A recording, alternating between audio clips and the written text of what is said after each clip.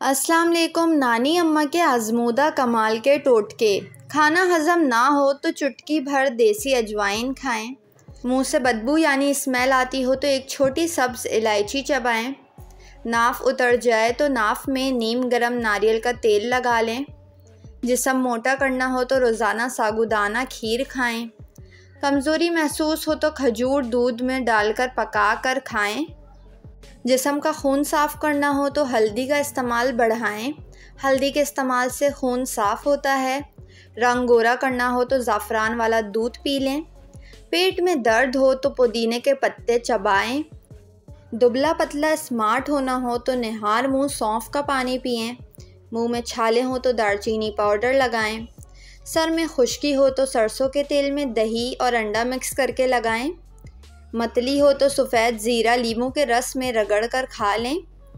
जब भी आपका पेट ख़राब हो तो फ़ौरन ज़्यादा से ज़्यादा पानी का इस्तेमाल करें। सौंफ के इस्तेमाल से जिल्द चमकदार निखरी निखरी लगती है। सौंफ का पेस्ट बनाकर जिल्द पर लगाएं। जिल्द साफ़ और खिली खिली हो जाएगी। ग्रीन टी जहां वज़न कम करने के लिए बेहतरीन है, वहीं कोलेस्ट्रॉल के लिए भी एक मुफीद हल है। आवाज़ में खड़खड़ाहट हो तो नीम गर्म पानी से नमक डालकर गरारा करें। आवाज़ सुरीली हो जाएगी। थोड़े से पानी में सिरका और छोटी इलायची डालकर कुल्ली करने से दांत साफ़ हो जाएंगे और मुंह से बदबू भी नहीं आएगी। थोड़े से कॉर्नफ्लोर में अंडा की सफ़ेदी मिक्स करके पेस्ट बनाएं। इससे ब्लैक हेड वाली जगह पर लगाएं।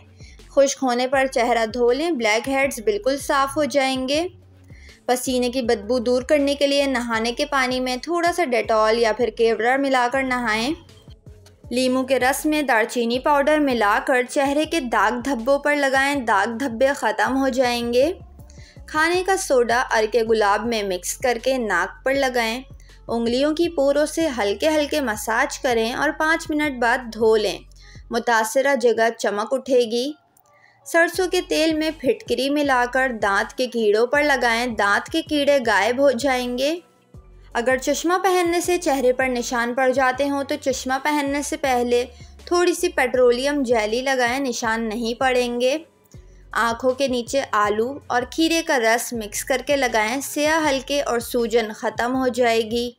दही और साबूदाना भी पेट के अमराज में बहुत फ़ायदा देता है। चैनल को ज़रूर सब्सक्राइब कर लें।